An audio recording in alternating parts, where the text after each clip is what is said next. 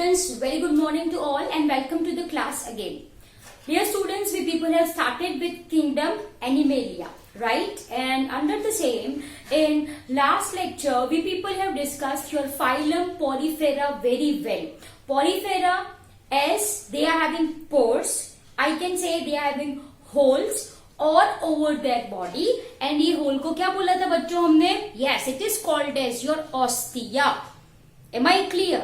And as it resembles sponge, ये लोग sponge के जैसे दिखते हैं. And so the organisms of kingdom Porifera are also called as sponges. ठीक है, हमने कुछ एग्जाम्पल देखे थे. साइकॉन कम्स, स्पॉन्जिला कम्स. यस और नो? यस. बच्चों, now we are going to focus on another phylum, and that is called as your phylum Coelenterata. That is your phylum Coelenterata.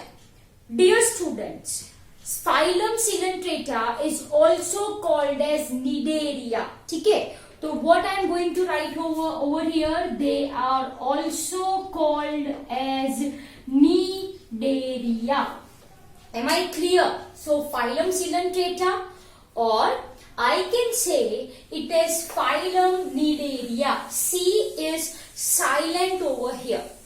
ठीक है, तो वापस से एक बार phylum Coelenterata, or I can say it is phylum Cnidaria. Simple as that. Now, dear students, as I said that classification जो हमने किया है, it is based on evolution. जैसे we people have understood in kingdom Plantae, yes, algae जो थी उसके पास root shoot stem नहीं थे. फिर आए bryophytes, उसके पास भी root shoot stem नहीं है, लेकिन it is more differentiated.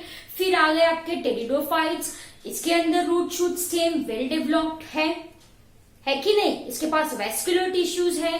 फिर आते हैं आपके जिम्नोस्पर्म्स, फिर आते हैं आपके angiosperms, which are most dominant one. तो this is a kind of evolutionary classification. जैसे जैसे ऑर्गेनिज्म इवॉल्व होते चले गए, वैसे वैसे we people have classified them. We have seen this in your kingdom Plantae. हमने 5 kingdom classification में भी तो यही देखा. सबसे पहला जो है kingdom Monera, वहां पे कैसे organisms थे? बहुत ही सिंपल, यूनिसेल्युलर थे, प्रोकैरियोटिक थे. फिर वापस से क्या देखा हमने? Kingdom protista. यहाँ पे कैसे ऑर्गेनिजम्स है? यूनिसेल्युलर है, लेकिन दे आर यूकैरियोटिक. तो जैसे जैसे इवोल्यूशन हुआ, इवोल्यूशन मैंने आपको अच्छे से पढ़ाया था, body changes that occurs with respect to surrounding. अगर changes है आपके बॉडी में तो आप सर्वाइव कर सकते हो, अगर नहीं है तो you are going to die. ये है evolution. Again, it's not a one day process. It takes millions and millions of years. Am I clear? Okay. तो क्या बोला मैंने आपको? जो evolution होता है, it is based on classification जो होता है, it is based on evolution, और I can say evolution is based of classification, one and the same. Okay, तो what I am going to say by this thing is that कि phylum porifera में organisms बहुत ही simple थे. अब एक step आगे, एक सीढ़ी ऊपर चढ़ रहे हो आप, है ना? तो यहाँ पे जो ऑर्गेनिजम्स होंगे, they are more differentiated. I can say they are more differentiated than those belonging to porifera. ठीक है, वापस से एक बार, ये जो सिलेंट्रेट्स है, ये जो निडेरियंस है, इनकी बॉडी ज्यादा डिफरेंशिएट होगी किससे? To poriferans. Am I clear?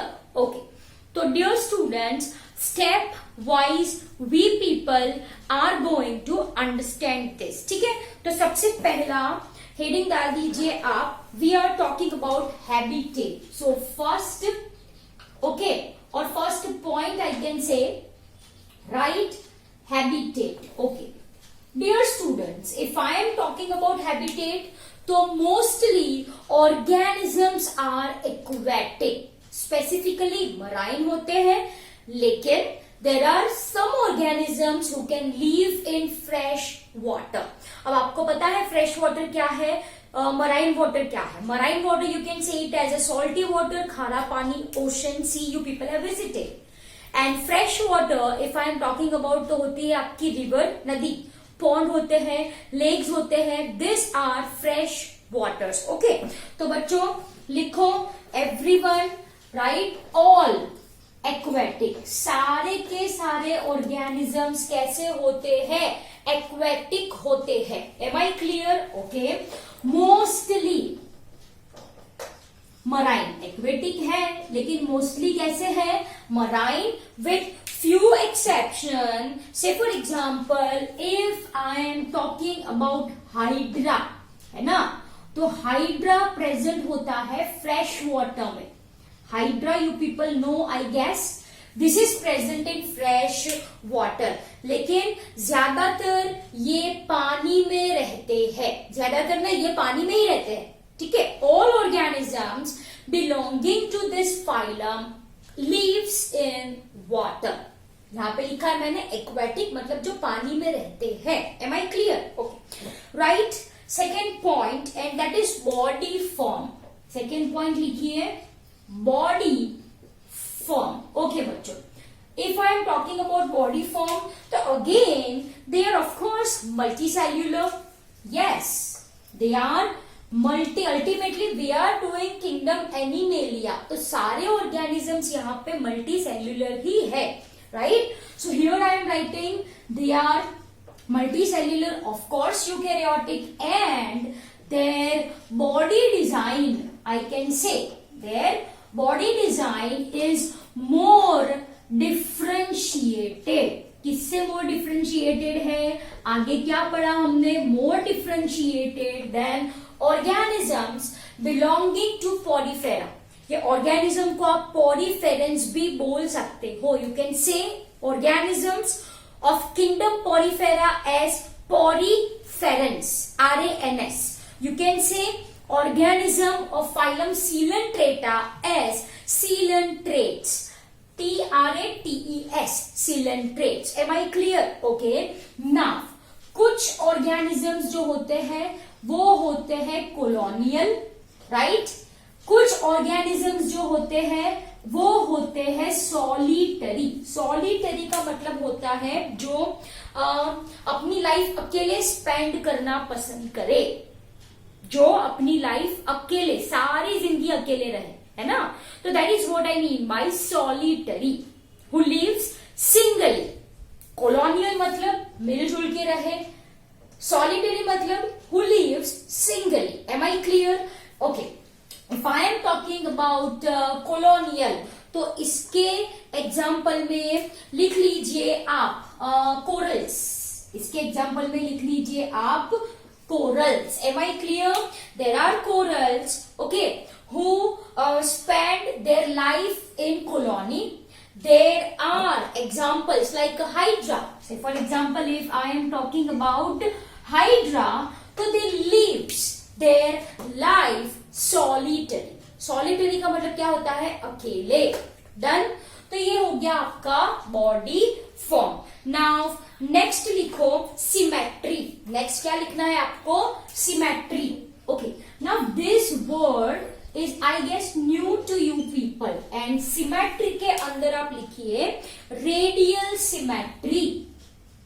symmetry के अंदर क्या लिखिए आप, radial symmetry। I am going to explain ये है क्या। चलो, say for example if I am talking about an organism, मान लीजिए ये कोई organism है, ठीक है, I am explaining symmetry। symmetry है क्या, radial symmetry का मतलब एक्चुअली होता है organisms can be divided into two equal halves, okay, in any plane passing from top to bottom. देखो सपोज ये ऑर्गेनिज्म है, राइट, टॉप से बॉटम मतलब ये टॉप ये बॉटम, यहां से आप इसको ऐसे कट करो तो you will get 2 equal half definitely.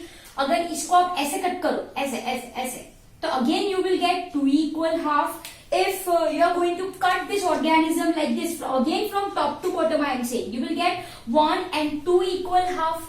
तो ये जो organism है, if you are dividing, say for example ऐसे divide किया तो आपको ये 2 हाफ मिले, है ना, ऐसे डिवाइड किया तो आपको ये 2 इक्वल हाफ मिले, ऐसे डिवाइड किया फ्रॉम टॉप टू बॉटम तो आपको ये 2 इक्वल पार्ट्स मिले। Are you people getting my point? Shall I represent in different diagram? चलो डिफरेंटली करें।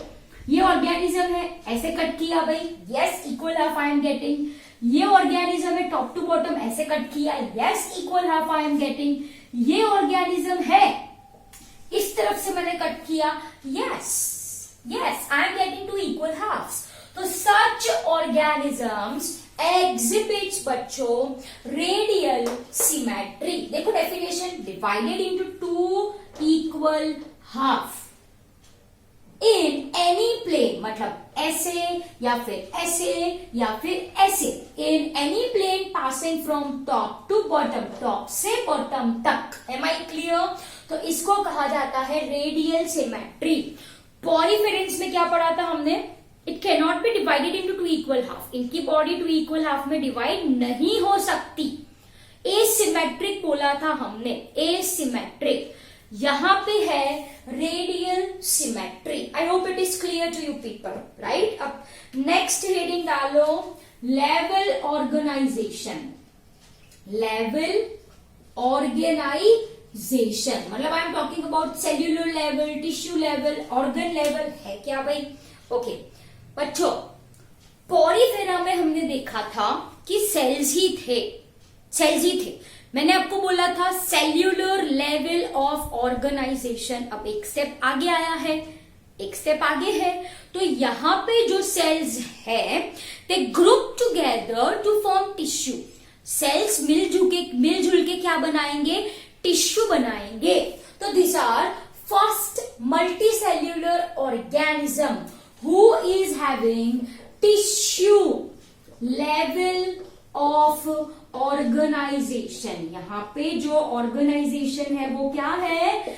टिश्यू लेवल ऑफ ऑर्गेनाइजेशन है। मतलब सेल्स इकट्ठे होकर टिश्यू बनाएंगे and the tissue performs different function in this organism. I hope ये आपको समझ में आया, राइट? ओके चलो, अब बारी आती है बॉडी वॉल। अब बारी आती है किसकी? बॉडी वॉल की। Dear students, if I am talking about body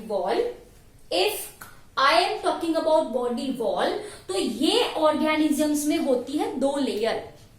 ये ऑर्गेनिज्म में होती है 2 लेयर, एक आउटर साइड, एक inner side. Are you people getting my point? Yes. So what I am writing over here, it is having outer layer and it is having inner layer.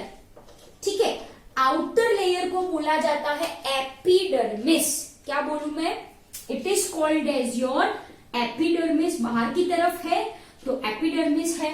अंदर की तरफ जो cell की layer होती है that is called as your gastrodermis. इसको क्या बोलूं मैं?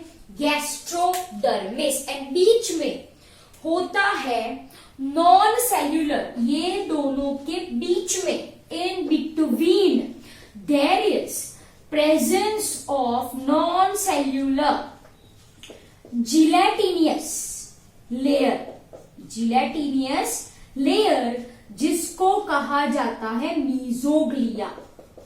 What I am saying? Mesoglea. This is I am explaining you as this label is given in your NCERT textbook diagram. जो डायग्राम है वहां पे ये लेबल दिया गया है। देखो सिंपल सा है। If I want to draw its diagram तो आप देख सकते हो। This way I will be drawing this blue colour one as you can see. ये है गैस्ट्रोडर्मिस मान लीजिए, right? This black colour one जो आउटर साइड है आप देख सकते हो, जिसको मैंने क्या बोल दिया? एपिडर्मिस। है ना, अंदर की तरफ है लेयर, इसको मैंने क्या बोला, गैस्ट्रोडर्मिस, और ये दोनों के बीच में सीमेंटिंग मटेरियल है भाई, सीमेंट। सीमेंट आपको पता है सीमेंट का क्या फंक्शन होता है, दो ब्रिक्स जो आप ईंट बोलते हो उसको जोड़ने का काम क्या किसका होता है, सीमेंट का होता है। वैसे ही in between this two layer you can see this red colour which I am going to feel, ये जो है बच्चों ये जिलेटिन से बना होता है। किससे बना होता है, it's a substance, it's a substance, and this is called as your mesoglea. इसको क्या कहा जाता है, this is called as your mesoglea. Are you people getting my point, yes और नो? आई होप ये आपको अच्छे से समझ में आए। बाहर की तरफ जो लेयर है, ये नेम्स आपकी टेक्स्ट बुक में नहीं दिए हैं, just for your information, simply you can memorise, it is having two layers, one outside one inside. बाहर वाला है एपिडर्मिस, अंदर वाला है गैस्ट्रोडर्मिस। ये दोनों के बीच में a kind of cementing material है। दो layers are joined by means of gelatin layer, जिसको आप क्या बोलो, mesoglea, the label of which is given in your NCERT textbook. Am I clear? Yes, even gastrodermis is also written. Gastrodermis is also labeled in your book. Okay, please see carefully. So outer layer है epidermis, inner layer है gastrodermis, बीच में है mesoglea. Simple सी बात है। तो ये तो सैंडविच हो गई ना, ये पोटैटो है, mesoglea, पोटैटो, टोमेटो, कुकुम्बर, मुंह में पानी आ गया है ना। Okay. So this is your mesoglea, right? And these two are bread. बाहर की तरफ है एपिडर्मिस, अंदर की तरफ है गैस्ट्रोडर्मिस, और बीच में ये है मीजोग्लिया, जो दो लेयर को जोड़ने का काम करती है। सिंपल सी बात है। Okay, now dear students, again two terminologies are given in diagram, sting cell, sting cell, and one more is there, tentacles. Tentacles is there and sting cell is there. You can see the diagram of hydra which is given in our NCERT textbook. जो sting cell है, the purpose of sting cell is to defense and offense. Am I clear? मतलब it protects, simple as that. इसका काम होता है protection, protection का काम होता है। It protects organisms from predators, it protects organisms from predators. ठीक है, okay. Now if I am talking about this tentacle, तो टेंटिकल क्या करती है, इट सेंस सराउंडिंग एनवायरमेंट। जैसे आपके पास सेंस ऑर्गन है, we are having eyes, nose, we are having tongue, we are having ears, we are having skin, ये आपकी सेंस ऑर्गन है, मतलब हमारी सेंस ऑर्गन है। इनके पास ऐसी कुछ चीज नहीं है। तो how this sense external atmosphere, तो this sense environment by means of these tentacles. They are thread like, you can see the diagram of sea anemone which is given in our book. Tentacles का function होता है, it senses surrounding environment, it senses surrounding environment. ठीक है, I hope you got this point really very well. Am I clear? Okay, now put next point as gastrovascular cavity. Everyone, gastrovascular cavity, and this is named after this gastrovascular cavity. Gastrovascular cavity is nothing but your coelentrum. इसको क्या बोला जाता है? It is called as your coelentron. Okay, are you people getting my point? Yes or no? Yes. And due to this presence of coelentron, okay, coelentron or gastrovascular cavity, they are called as phylum Coelenterata. They are called as phylum Coelenterata. Am I clear? Okay, बच्चों. Now, if I am talking about an gastrovascular cavity, तो ये जो nidarians है, this nidarians, right? These nidarians are having a central cavity. A central cavity which is called as your gastrovascular vascular cavity, बीच में cavity होती है, as you can see this is a cavity, है ना। तो ये जो कैविटी है, right, this cavity is also called as your coelentron. It is also called as your coelentron. Am I clear? Yes or no? Yes, it is also called as your coelentron and it is having an opening outside, as you can see. This portion opening है ये भाई. This opening is called as mouth. ये opening को क्या कहा? This is rough diagram I have drawn for your explanation. ठीक है, तो ये जो ओपनिंग है उसको बोला जाता है mouth. Okay, so cnidarians have central cavity called as gastrovascular cavity with mouth. Mouth ऊपर होता है ये mouth. Am I clear? So I hope you got this points really very well. Okay, ये है आपकी मीजोग्लिया. डन? समझ में आई भाई बात? यस और no? Yes. And yes, last point you can write skeleton if I am talking about. तो वैसे तो ये ऑर्गेनिजम्स होते हैं सॉफ्ट. वैसे तो ये ऑर्गेनिजम्स कैसे होते हैं? सॉफ्ट होते हैं. बट फॉर प्रोटेक्शन इनकी बॉडी के बाहर एक हार्ड कवरिंग होता है जो कैल्शियम से बना होता है. Okay, so it is a kind of exoskeleton. Body के बाहर है तो एक्सोस्केलेटन आई कैन से. What I am writing? Exoskeleton, जो कि बना होता है कैल्शियम कार्बोनेट का. किसका बना होता है? It is made up of calcium carbonate and it is present in some organisms like corals. किसमें प्रेजेंट होता है ये? कोरल्स में प्रेजेंट होता है. Am I clear? So this exoskeleton which is made up of exoskeleton, exo का मतलब होता है बाहर, बॉडी के बाहर. There is hard layer in some organisms like coral जो कि बना होता है कैल्शियम कार्बोनेट का. इसका बना होता है कैल्शियम कार्बोनेट का. Am I clear? Okay. And last point you can write is germ layer. Germ layer. Okay, do you know the meaning of germ layer? Germ layer. Okay, तो understand very carefully. If I am talking about embryo, embryo के बारे में if I am talking about, तो in this case organisms belonging to phylum Coelenterata, embryo के अंदर होती है दो layer, 2 layers. That is called as ectoderm and endoderm. 2 layer है and hence ये जो organisms है are called as डिप्लोब्लास्टिक. कैसे ऑर्गेनिजम्स है? डिप्लो. डिप्लो का मतलब होता है 2 layers. Am I clear? That is ectoderm and endoderm. Ectoderm से बना एपिडर्मिस, एंडोडर्म से बनता है gastrodermis. Am I clear? So this organisms are diploblastic organism since their germ layer. Germ layer मतलब एम्ब्रियो डेवलपमेंट आपने सुना है.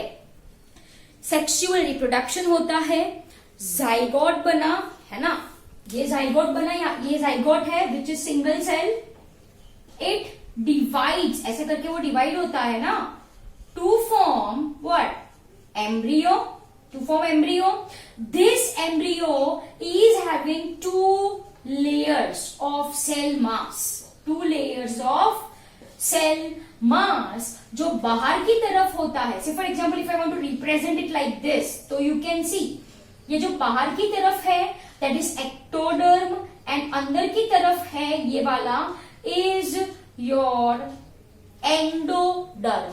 Since it is having 2 layers, ecto and endo, these organisms are diploblastic organisms. Am I clear? Okay. And lastly, write examples. Lastly write examples. 2 तो आपको यहाँ कहीं से भी दिख जाएंगे, right? Corals, then hydra, jellyfish, we like to watch this. Yes, we are having C and M. We are having C and M. Am I clear? तो ये हो गया आपका फाइलम सिलेंड्रेटा. कैसे ऑर्गेनिजम्स बोले मैंने? They are aquatic organisms, marine होते हैं. कुछ ऑर्गेनिज्म फ्रेश वाटर में है जैसे कि hydra. Body form multicellular, eukaryotic, some are colonial, some occur singly. उसको मैंने बोला solitary. Colonial corals, solitary hydra.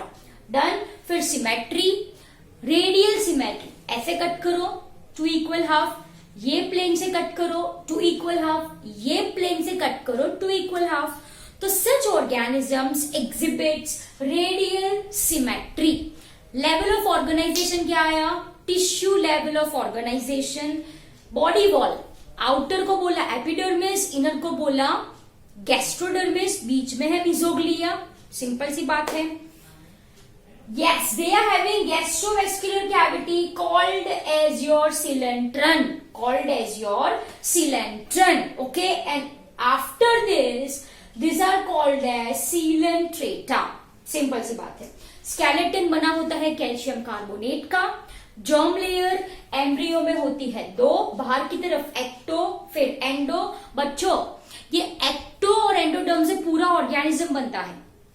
2 layer है इनके पास. तो ये ऑर्गेनिजम्स कहलाएंगे diploblastic. And this 2 layers ectoderm and endoderm forms entire organism. 2 ही लेयर है, so they are called as diploblastic. And finally examples: corals, hydras, jellyfish and sea animal. Clear?